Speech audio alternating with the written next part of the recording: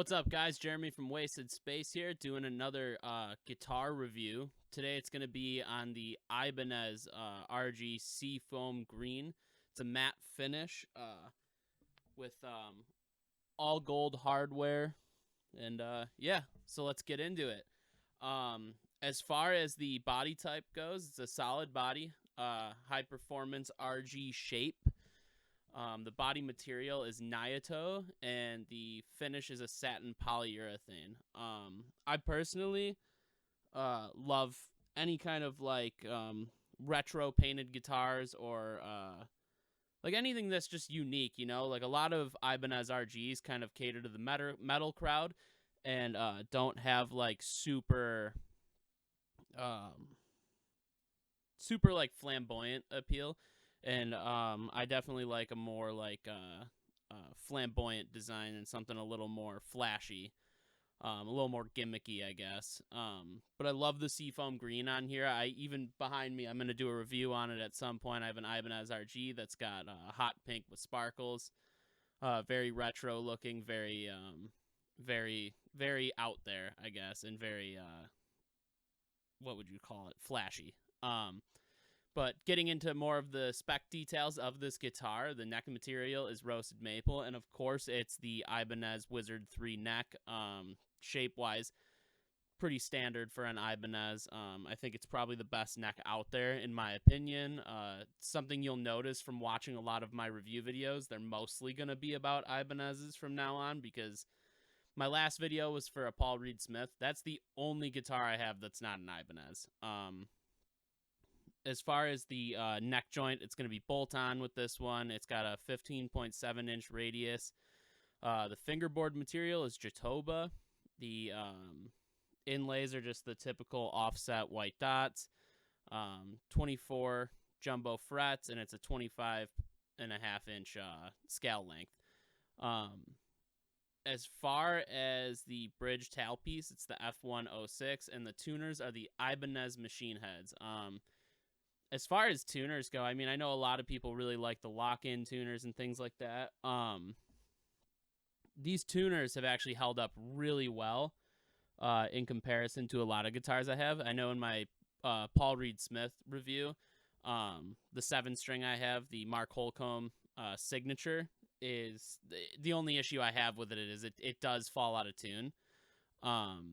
I don't know if it was that I was just playing in too heavy of a tuning back then or what it was, but for some reason they just would not hold well. I know that's a common issue with that guitar, but I can reassure you that this Ibanez and most RGs I have are awesome at keeping in tune, even if they don't have locking tuners. As far as pickups, we've got the DiMarzio Fusion Edge humbucker in the neck and the bridge. Controls, we have a master volume, master tone, pretty standard. And then for the switching, we have a coil tap switch and a 3-way blade pickup switch. I don't mess around with that shit too much, to be completely honest. I keep my volume up and my tone on full treble, and that's about it. You know what I mean? I don't.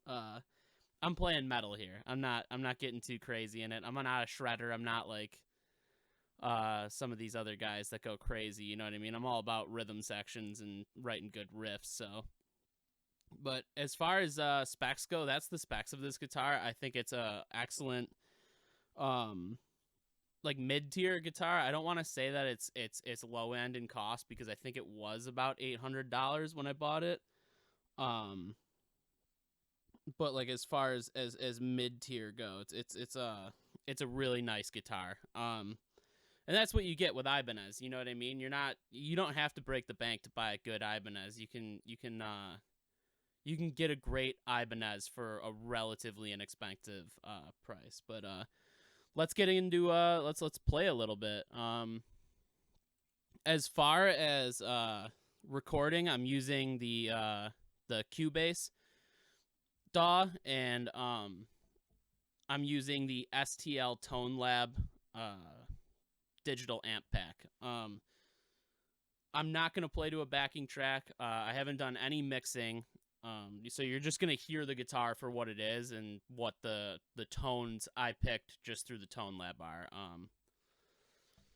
Can actually tell you exactly which ones I'm using, I believe. Maybe not while I'm recording. So, but basically I have something a little brighter with something lower underneath it, just to kind of give it like a heavy, bright tone. But I'm going to play a little riff from our new EP, Never Odd or Even, that's coming out May 21st, 2022.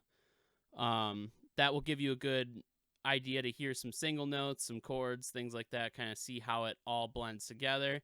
And then maybe I'll just play like an improvised little solo kind of thing, just so you can kind of hear how it sounds when you're playing solos. But overall, this guitar has a really bright tone. I haven't experimented with putting heavier string gauges on to see if I can give it a little more low end. I prefer a low end, and I can say that that's probably the only con I have with it, is it does have a very bright tone. I would say, though, that if you're playing like stuff like Every Time I Die style hardcore, or like real thrashy stuff, it's perfect for that because it has that real bright tone. Real great for like just like some fast power riffs, you know what I mean?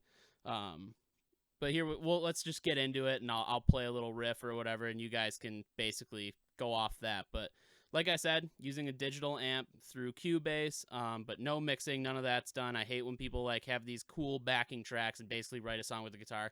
I don't know what kind of mixing they did. I don't know what they did to make their tone sound better, you know what I mean? I want to give you guys at least the most realistic tone I can give you from this guitar, so you have a good idea of what it sounds like. And I believe the two amps I'm using, the digital amps, are mimicking the Mesa Boogie and a Eddie Van Halen, the white amp head that everybody usually has.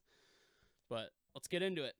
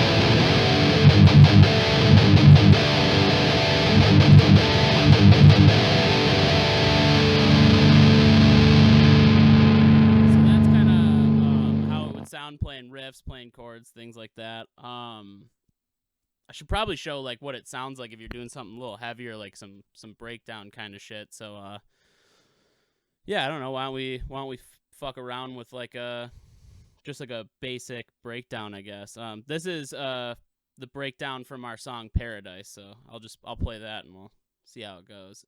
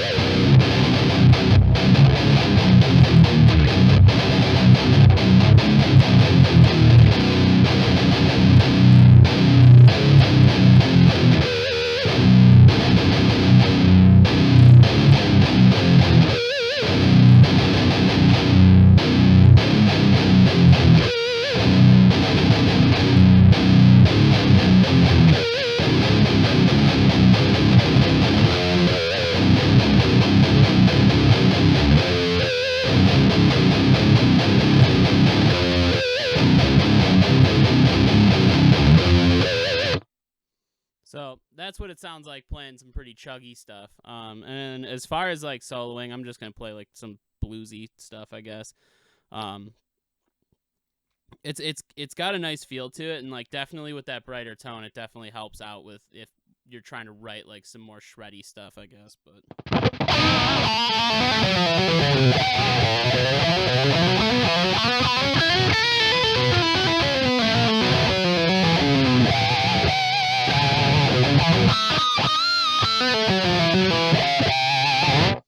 so yeah, I mean, that's basically what you're getting out of this guitar is bright tones, pretty good for soloing. Doesn't have a wicked low end for doing real chuggy riffs like I was doing before, but I mean, as far as like how chords sound on it and how basic riffs sound on it, it's pretty fucking good. So, but with that being said, that brings us to the conclusion of this video. As always, I'm going to tell everybody I'm not sponsored. By the way, I am not endorsed by Ibanez. I just fucking love Ibanez. Go buy yourself an Ibanez RG. It's the best fucking guitar on the market. I don't give a shit what anybody says. As far as price goes, you can pay anywhere from like $250 to $2,000 for a good Ibanez. Actually, up to $5,000 if you're getting a Japanese custom. Not necessary.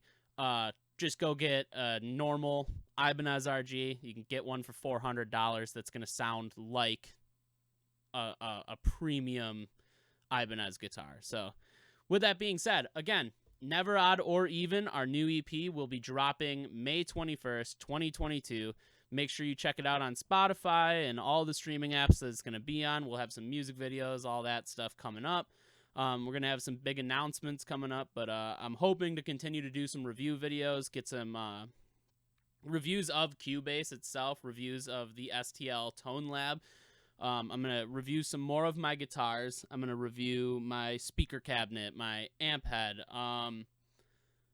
just all over the place. You know what I mean? I've got a bunch of pedals I've never really messed around with or made reviews for, so I'm going to do some stuff like that. So, you know, keep watching, look out for updates. Make sure you go down to the description, go to all of our links, all of our social media, give us a follow, comment, whatever you guys want to do. If you have any questions, I try to stay up to date and comment as much as possible to answer questions about the guitars I'm reviewing and the gear I'm reviewing. So go check out the other review videos, all of our other stuff that's on YouTube. We have plenty of content. Check out our social medias, and I look forward to making more of these videos for you guys. Thanks.